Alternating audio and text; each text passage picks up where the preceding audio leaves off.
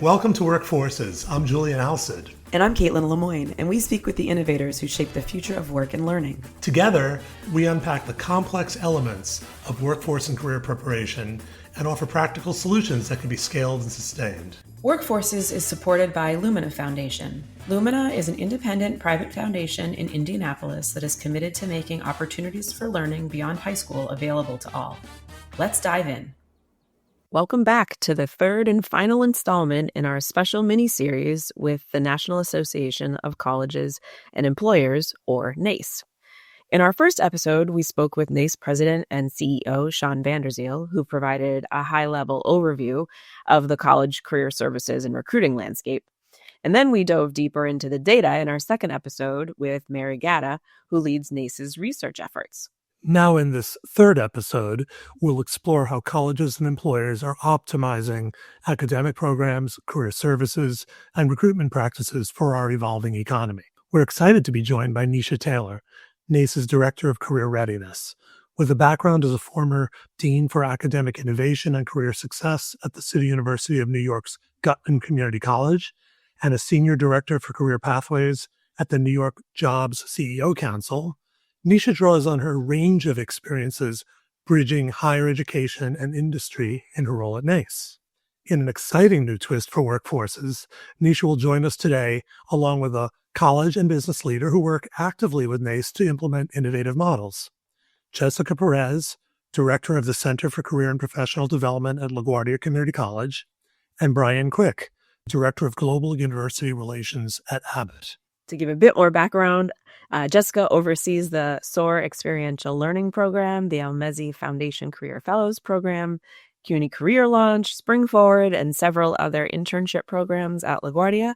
She's also an adjunct assistant professor at Lehman College and a career research and development consultant for Virginia Peninsula Community College. And Bryan is the head of global early careers at Abbott, responsible for our worldwide team accountable for the design and delivery of the enterprise strategy to attract and recruit next-generation talent. In his role, he oversees a global team dedicated to building strong partnerships with universities and managing early talent engagement programs. Jessica and Bryan are both involved with NACE, serving on various committees and in leadership committee roles. So welcome to you all. We're excited to have you with us for today's conversation. Thanks for having us. Thank you. Thank you. Great. So as we jump in today, Niesha, we'll start with you. Can you please tell us more about your background and your role at NACE? I think the sort of critical first chunk of my time that makes sense to mention here is that I worked in higher education for many, many, many years, always with a focus on increasing access and really expanding economic mobility for the City University of New York students. I came out of a K through 12 background, so I've always been thinking about that access point and helping students become more successful and really get the most out of their college opportunities. In the last couple of positions I had, I worked on a variety of grants and initiatives that really worked to integrate career thinking into higher education. That actually started with Jessica Perez. I'll say she kicked off all of my thinking in this area, gave me the sort of background tools. That's the first time I heard of NACE and learned a little bit about the NACE career competencies, which I'm sure we'll talk a lot about in today's conversation. So really helping students see how their learning and academic experience and beyond academic experience were things that were really relevant to mention and put forward in connecting into their first career opportunities. So as that happened for me in higher education, I got deeper and deeper into the commitment to helping students really see that next step beyond college. In the role that I had at Gutman Community College, I kind of learned more and new ways of connecting career thinking into the classroom, working with faculty quite a bit, which was really where I started to do a lot of faculty professional development to help them see how to bring the academic experience sort of in connection or bridging into the world of first jobs and sort of first interviews for students. As I headed into the New York Jobs CEO Council, my first step outside of higher education, it made me really understand how siloed higher education can be and how much more we need to connect with employers and really help students see that bridge more clearly, take those steps more directly. And so that's really kind of what landed me at NACE, is kind of building that firmer stance for students, understanding how their learning connects into the first step into career. So NACE is developed itself in this area of career readiness. And again, that connects to this idea of understanding core competencies, those competencies that employers are looking for.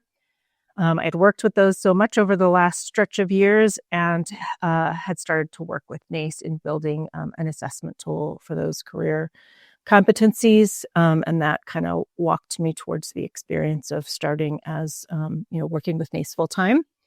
And doing a lot of faculty professional development and really connecting into our employer partners to see how NACE competency development could really be developed across that bridge into employment.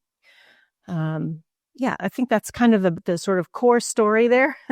And really the area that I oversee is really called Career Readiness and connects down into the focus on those competencies and career learning in the classroom and beyond the classroom for students. Can you talk a little bit more about, kind of how then what are the tools and services that NACE offers? You talked a bit about your faculty development work and the competency work, obviously, and then how are you working with both the educators and the employers to break down these silos? Mm-hmm. What's interesting is that there's such a strong presence at NACE of career services professionals and leaders, and they have for many, many years been focusing on those career competencies as a kind of foundation and a structure to integrate into various student experiences. So NACE really has, for many years, worked with career services folks. And I think part of what's happening now is there's a broader awareness that this is a critical part of the college experience. And they're looking for ways to expand the professional knowledge and really tap into the professional knowledge of career services and stretch it across colleges. So what that looks like is always continuing to have deep and focused conversations with career services professionals, but help them advocate for expanding that focus across a college experience. So connecting it into academic affairs, teaching faculty about it, having program development that builds NACE competencies over time, so that it really can't sit just with career services, especially because career services are typically very under-resourced. They just cannot stretch. I mean, Jessica will tell you maybe some of the numbers of like how many students her office is supposed to serve. And it is often true that there's not enough people in career services to have like a decent caseload of students. So NACE works a lot to help a college see how to start to integrate that career thinking across the experience, how leadership can get on board, how faculty can start to learn what's going on, and then how to build just an ethos of focus on career readiness from beginning to end of an academic experience. So that's really the higher ed side. And I think that numbers are something like 75% of the colleges we work with engage career readiness and the core career competencies. Something like 30% do that really across the college. I think about 40% do it in a department-wide or stretched across a couple of departments. LaGuardia actually does a really beautiful job at it, at expanding, but it's really rare that a college gets and really spreads it across the college experience, which is ideal for a student. So NACE really brings in efforts to the college to help do that work. Particularly to me, that's faculty professional development for the most part, but we also might work with, let's say if it's focused in career services already, might expand it into advisement, for example, or take it over into student leadership work or things like that to start to take those next steps. But it's a lot of professional development and support and community engagement to get that going. On the employer side, it's working with recruitment folks, and you'll hear this story from Bryan more specifically of understanding that so many colleges across the U.S. are really building on this idea of career readiness and how to engage that conversation as they're focusing and talking to students on college campuses, and then how to help them build their skills as they're coming into early career or internship programs at the college. So that trying to sort of create the common language across higher education into employment so that students can really leap, and grow as they enter into those first layers of employment on the other side. And that work is newer to me, but really is exciting. It's, you'll hear this story, but it's, there are so many employers that I've spoken to are really grabbing this idea and being able to tell the story better for students as they're bridging over into employment as well. Great. Well, thank you so much for explaining at a high level how you go about doing this work across higher ed institutions and with employers. And so we're excited to dive into a couple of examples. Jessica, I guess, and Niesha, let's start there. Can we talk a little bit about the relationship between NACE and LaGuardia Community College, and how did the relationship develop, and what have been some successes you've experienced in your work together, and some challenges or things you're working on as well? A little bit about my history.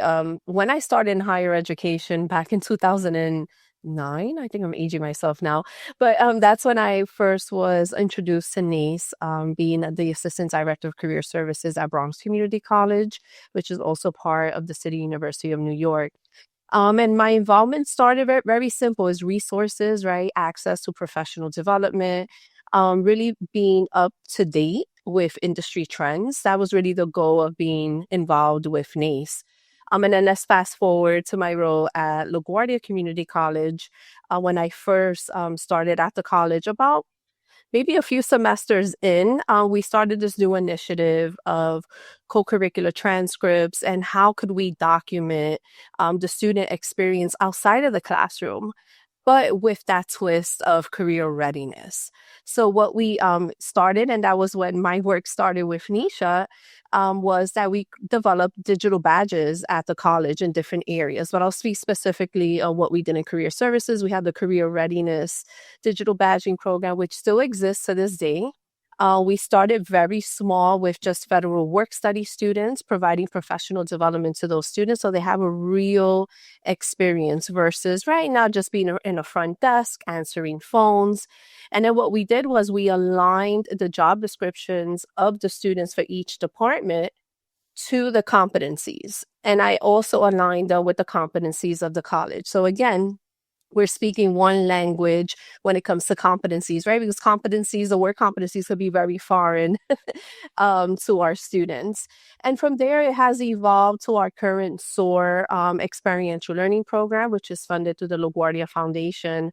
And students are placed in entry-level internship positions related to their major. So if they're interested in accounting, we will find them an entry-level accounting position.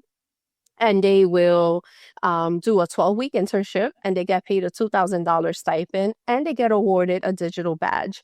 So actually, I just presented on Friday with some colleagues at City Tech, which is also part of CUNY. And we were talking about these micro-credentials and the value that students find. It motivates them to want to complete the internship, and it also builds self-confidence for our students. So again, to answer the original question, that's what has allowed me to continue being involved with NACE, and also in various leadership roles, because I'm very passionate about the work, especially for our first generation students, that is mostly our population within CUNY, and helping them find value in their own career readiness and also leverage career connectedness across the college. So because really career is, we all own it, right? Career services, we lead the work, but we need our stakeholders and our partners, specifically faculty, to be successful in this work. And they have been my biggest stakeholders. I'm interested to hear a little bit more about kind of the successes and challenges that you've experienced in this work.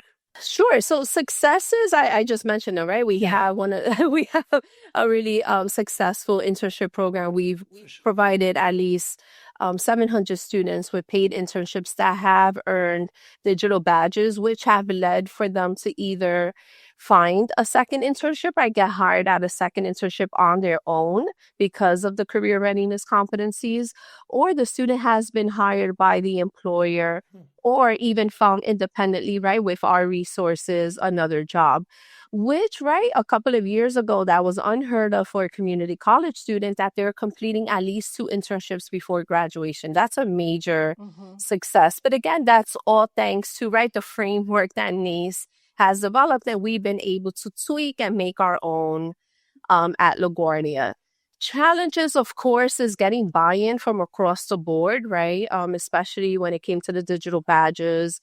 Not everyone, they feel that it's extra work on the student or it's extra work on them, whether it's right, whether it's a staff or faculty member. So it's really having those conversations of what is the value, especially from the student perspective. They are finding the value in this. They are finding it helpful.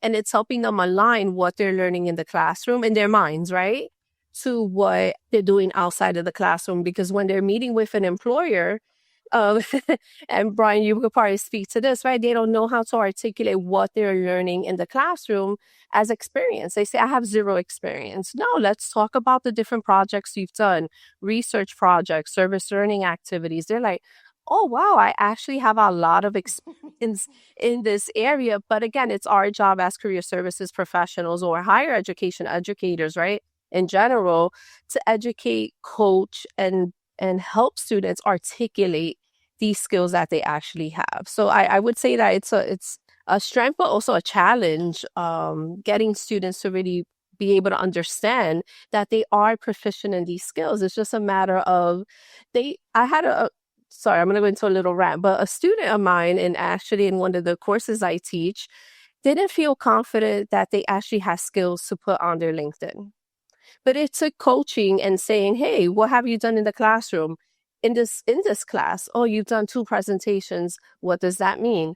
Oh, I have communication skills. Yes, you're able to present, and he's done an excellent job in doing that. So again, it's about coaching and bringing that awareness to the student to be able to share and not feel shy to show off everything they've accomplished. Yeah.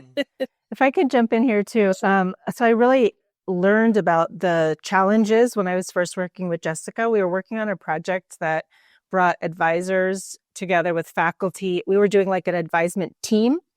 And it was the first time Jessica just brought her folks to be a part of those teams. And then where things went well, faculty members who had been kind of, I would say dismissive of career services, started to understand the depth of knowledge that those folks brought to the table. This happens over and over again. It's worth mentioning that in higher education, there are all of these hierarchies where the faculty feel that this is a side thing. It's an over there thing. And so the more we can really dispel those myths and really raise up the expertise of this group of folks that have a critical function at the colleges, I think we start to help to bring that conversation into the classroom and help, because it shouldn't be that a student goes through that class that you just described where they presented twice, but they never thought of what that real learning meant and how to bring it into the room. And I always use that idea of showing off, Jessica, because I have met so many CUNY students who I think there's a lot of sort of cultural barriers to that feeling of what you're supposed to do in an interview, which does feel like showing off or bragging. And so I had a faculty member I worked with who framed it nicely. She said she'll have her students practice talking about what they accomplished, and then she'll ask them to do it again with pride and try to put their shoulders back and say, what would this look like if you walk in and you just feel like, I really do have an amazing set of skills here, and I'm going to tell you about it. So that articulation point is really critical. And when we do faculty professional development at NACE, we make sure not only that a faculty member understands how to point to those experiences that might work on a resume or in an interview, but that the student is handed the opportunity to talk about it. to say those things, to try to feel what it feels like, to show off a little and say how good you are at something, because we know that's what they're going to have to do when they sit in that first interview. Just as a follow-up to this part of the conversation, I'm wondering, regarding the career readiness competencies, how are they continuously updated?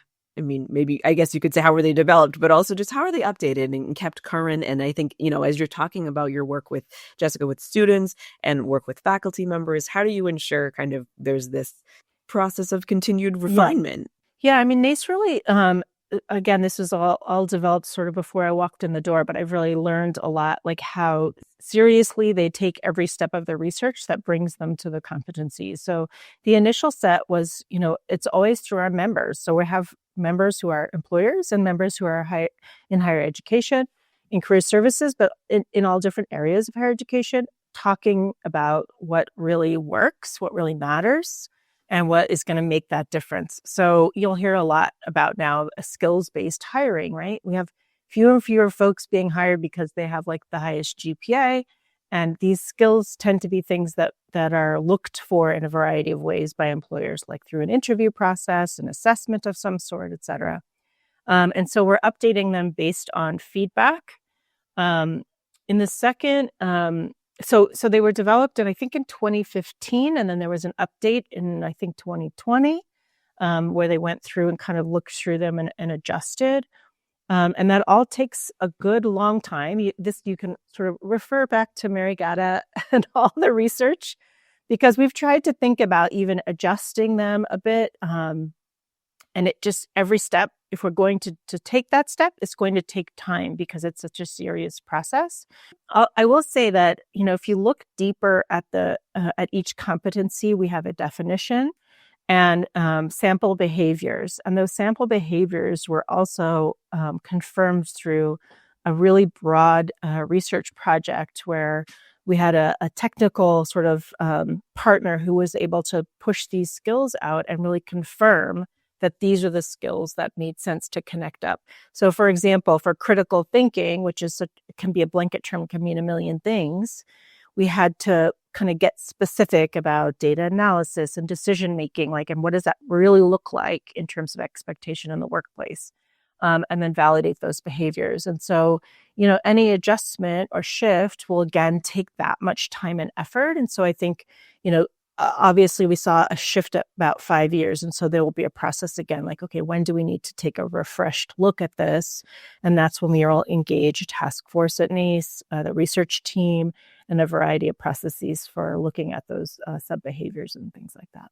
If I could maybe jump in as well from the career services side, what we do is speaking with our industry partners is extremely critical in maintaining, right, everything that we do up to date. And we use, Lightcast as well to stay up to date with what are the current trends, especially in the majors that we offer. We have developed advisory councils, which includes faculty and our employer partners. So they're a huge, right, voice in the work that we do, but also the faculty, really engaging them in this work, which we started back in 2015 and has evolved over the years. Like, for example, now we're working with the English department. They're creating assignments for the health sciences majors, a new major that we have. And really developing a reflection for students, which then is going to be followed by mock interviews with partner employers coming in. So I do my best to kind of integrate, right, the academic with also bringing in an industry professional. And that's how we keep our badges and anything that we do related to career readiness updated and up to par. Well, so speaking of the voice of the employers, Bryan, you've been very patiently listening to this great discussion of the education side. But of course, none of this is going to happen if we don't have employers on board and in sync. And so really interested to hear from you about the relationship with NACE, how that came about and about your work and, the sort of the successes and challenges in applying this approach to the recruitment side of the equation. No, thank you. Thank you so much, Julian and Caitlin. And thanks for inviting me to provide that employer perspective, as you mentioned. This is a really personal topic for me because I grew up in a really small rural area in South Carolina as a young student, and I was a first generation college student, as Jessica was talking about. One of those first generation college students. My parents never went to college. One of them never even finished high school. So, I understood really early the importance of being able to decipher, the code of how to be ready for a career whenever you do go through a university experience and get a degree. And, that's not the stopping or the stop point. It's the starting point. So I've been very passionate, not only just in my work at Abbott, but also whenever I first got engaged with NACE, which was actually when I worked at the Walt Disney Company before working for Abbott. I got a very early start understanding the benefits of the NACE partnership in my work at Disney prior to coming to Abbott, and having served on many committees with NACE, as well as currently right now actively serving on the board of directors for NACE. I can tell you firsthand that I've had the privilege of being able to witness this, evolution of, my relationship and Abbott's relationship with NACE. I think it started when, and maybe it was Niesha that mentioned this, as a challenge that employers have is really connecting the dots and bridging those gaps between education and employment. And we recognized, I think, early on, the value that NACE's research brings, the resources, and really even the community that you get through NACE that helps you shape, your hiring practices as an employer. So over time, not only just in those committees that I've served on, but also through our relationship with NACE, we've been able to grow our programs through these initiatives. My team participates in a lot of NACE events. We partner with the community to align on a lot of these elements that go into our recruitment strategy and build workforce readiness. And as I mentioned right at the beginning, this is something that's been very passionate for me and my team. And I think one of our biggest successes in terms of a success story has been to integrate into our hiring practices a framework of skills-based hiring. And I'm not just going to throw that word out there, skills-based hiring, because I think that's used a lot. Really specifically what it meant was helping define for our team members in talent acquisition the differences between behaviors and skills and competencies and how they are all related together, how they build workforce readiness. And that's really helped us understand what we need to do when we not only just go out and interact with students and engage with students before they come on to internship opportunities or full-time opportunities with us, but what we do once they're here and once they're in our industry and in our organization. How do we continue to develop those skills and develop those behaviors so that students are what we like to call workforce ready whenever they graduate from university? I think what this has helped us really do is not only just tap into a more diverse talent pool, but it's also helped us really move, I think, beyond those traditional degree requirements that I think a lot of industries and companies are used to having as a factor whenever you are interviewing students. Of course, we still have challenges with that, like aligning to some of our recruiting teams and internal stakeholders. We are a 145-year-old company. So, you're always going to have some of those challenges of an evolution of changing some of the old behaviors, especially when it comes to how most of these teams have been used to going out and engaging students or recruiting students. But I will tell you that the partnership that we've had with NACE has really helped bridge those gaps and help us evolve as an organization. I think we've used a lot of the NACE data and the dialogue to help keep us moving forward. And so are you seeing then greater adoption, from your colleagues? We are. And, it's interesting too, because once you start seeing some of the best practices put in place and some of the return on investment from those best practices, for example, we now have at Abbott about a 70% conversion rate of our interns to full-time.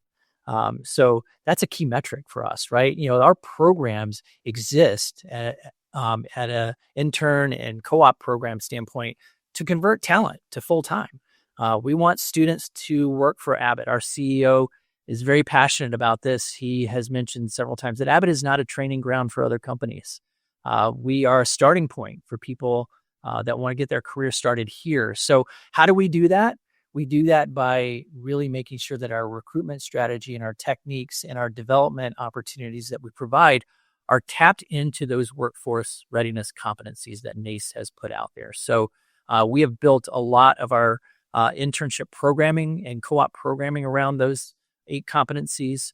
We design a lot of development opportunities for our students to really continue, as I mentioned, to build on those skills that we look for when we're actually going out on campuses and having discussions or interviews with students. So not only are we convincing the business that this is the right thing to do when we're out recruiting, but it's also an important part of the experience that they play a key role in, right? So the managers and the assignment leaders that interact with these students when they're with us during internships and co-ops also have to understand that it's part of their role to help develop those competencies too as well, to build those skills. It's not just about technical skills anymore. It's about, everybody used to call them soft skills. We call them foundational skills, but it's also tied into the behavior piece too as well. And, those two things coupled together really build on the competencies for NACE. And that's the approach that we've been taking. It's not revolutionary, but we have had to have some change, in terms of being able to adapt and adopt this as a core part of our development strategy for early talent at Abbott. One of the things, just to jump in, part of what I've learned by talking to Bryan a little bit more and understanding how he's incorporated, NACE competencies into his work is really that he had to kind of build a lot of the curriculum. I'm calling it curriculum because, where I come from, but the kind of learning that happens in the early job experience, he's developed ways that he's really teaching those NACE competencies to the folks that are coming through the internship in the same way we think about teaching them in higher education. And so we've gone through a process of developing a curriculum. It's a kind of a first step of like, how do you expose students first to what are these competencies very specifically and hopefully hands-on. And we're looking at that higher ed curriculum, and now we're going to bring it over. And I've invited Bryan and a few of our other employer partners who've done this work already to see if we can come up with a framework for employers that are sitting in that same area to not have to build from scratch, but to really help folks develop those skills that are going to help them succeed and grow in their careers and hopefully stay, right? What the employers really want to have folks that are retained and growing. And so that's part of what the competencies can offer. And Niesha, I'll just add in there, you bring up an excellent point that, I think a lot of employers are probably sitting on the sidelines of doing this type of work because they don't have that framework and they don't have that playbook, right? So creating a playbook for employers to really just get some ideas on how they can do it, and they can adopt and adapt, elements of that framework to make it work for their own organization. That was key for us, right? We didn't have to, take a specific example and go word by word or, chapter by chapter on how to execute this type of curriculum in a workplace environment. We built our own, and but we didn't start from scratch. The partnership with NACE was really important in terms of like understanding what was going to be really successful for us, and how do we build it so that we accomplish the things that we wanted to do, which Niesha mentions. We want to have students that stay with us and stay long term over the years. Well, and I feel like this conversation is leading us to, we always kind of ask, given that the podcast is called Workforces, we always ask a question about forces. And I feel like this conversation is leading us right there. So, it's, as you all think about these experiences working both within your organizations and then across organizations to make this work really come to life for learners and employees and interns. What steps can our listeners take to become forces in preparing workers and learners for successful career navigation? I know, Bryan, you just mentioned, right, this concept of this playbook. Jessica, you talked about really, making it really clear to learners, like this, making it really transparent. These are the skills you have, right? Like this is how you can explain them. But we'd love to hear any other action items or steps you would recommend. I would say creating a supportive environment for your audience, right? So if you're in higher education, your career services professional or faculty member, is really creating that safe, supportive environment for students. Also, aligning the competencies to what already exists. So it's not about reinventing the wheel or creating new structures, but it's really about what are we doing, making an assessment of what we're doing and just elevating and enhancing it for your students. So like, for example, right, simple assignments that are already happening have been designed by our amazing faculty. It's then just aligning the career readiness competencies and then that safe environment for students. And it just right? It's like one happy community. And also for career services is really involving industry professionals like Bryan that are passionate about this type of work, that really want our students to succeed. Not saying that others don't, but really encouraging lifelong learning for these students and making those connections, helping them make those connections of what they're learning in the classroom and in the co-curricular programs. And really being an advocate for career education, because, right, we all went to college for a reason, and it was, right, for our careers. So it's really bringing that to the forefront as this is the main goal of our students. How do we attach all these extra things that we do and package it really well in that safe environment for students? I'll add there, Jessica, that I feel like sort of what's represented in this conversation is a bridge that doesn't always or often exist. Having worked in higher education for most of my career and really I was an advocate, right? Like, starting with that work that I did with Jessica at LaGuardia, building up to the work I was doing at Gutman, I really was advocating for this, but I didn't understand how little I was engaging with employers until I went to the New York Job CEO Council and really was sitting in front of recruiters and employers for a stretch of time and hearing them. So I think one of the things is to really break down some barriers to employer engagement, to start to get very direct about that need. So that's one thing, is to really just realize that higher education has siloed itself away from employers. It's the sort of critical endpoint is degree attainment instead of job attainment. And I think the more we advocate for looking at that as the critical step that needs to be offered, as a result of the time and effort, especially for first generation, for young people of color, for the folks in New York that Jessica is serving, you cannot ignore the need for a job as a result of higher education. Folks are sacrificing their time and energy and efforts there, and they need to have that return on investment. And then the other thing I would say is internal to higher education, there's a real sort of push away from what I think feels like the corporatization of higher education. And I think the reframe, and we've heard it very much in this conversation from Bryan's really sort of personal focus, is this is not an issue of like bringing a corporate lens into the classroom for the sake of takeover. It's really a focus around equity and access and really like economic mobility fundamentally.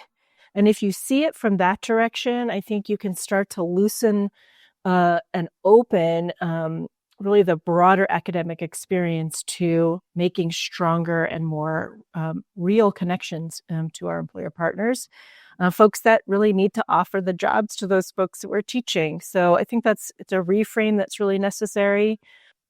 And getting folks on board in that way. So that's some of the advice I would offer, is think carefully about really what the end point is and try to be a little bit more supportive of what students really want out of their education. Yeah, and I'll say just from the employer side, I think a lot of us get into this role and into this line of work because we are passionate about giving people more access, giving people more opportunity, right? And that's aligned with what NACE's mission is too, is to increase access and opportunity for students, like Jessica's students at her school and all across the country. And I think one of the biggest steps to doing that, if you're an employer, is you first got to understand what it means to be embracing skills-based hiring practices, right? I think, as I mentioned before, a lot of times people utilize that terminology, but they may not fully understand that there are things that if you're sitting here thinking, well, I don't have a skills-based hiring approach, do some research and figure out if that's actually true or not. Because in some cases, you may have some practices in place, like you may have already started to look at your job descriptions as an employer and really reframe those so that they're focused on skills. That's a skills-based hiring, tactic and approach, right? Very simple, but it is an element that is an employer element of this whole discussion that we're having. Thinking about how you're training your assignment managers, as I mentioned before, they are key to this whole experience of, development around workplace or workforce readiness. So, all of us, I think in this space are enthusiastic about working with the business and making sure that the managers are the right managers and they're the ones that are trained to be able to deliver the right type of curriculum from an industry perspective to help develop students. That is a skills-based hiring approach. So those are two great examples right there that I think oftentimes some people on the industry side might sit here and say, I don't have a skills-based hiring approach. You do. So it's just, thinking about it and being more intentional about it and using your partners like NACE. And then finally, the last thing I'll say is, I never thought of myself as a data guy, but there is so much data that can be leveraged to really be able to tell the right story to your business leaders. If they are ever, wondering whether or not this is the right approach or what the return on investment is for going down this path, use the data. That is, my number one recommendation I always give to my team and to any of our colleagues that I partner with across the NACE organization is the data is key. And it will really tell you like what's working, what's not working, and how this approach really has helped us not only just convert students into full-time roles, but keep them long-term. So those are just some of my recommendations. I mean, if you're an employer, listening to this, just trust me that we've all been in the same place at some point in time where we're like, this is a heavy lift. Where do I get started? Those small, simple things I think can really get you to start building up momentum so that you get to a point where it just becomes practice for all of your recruiters.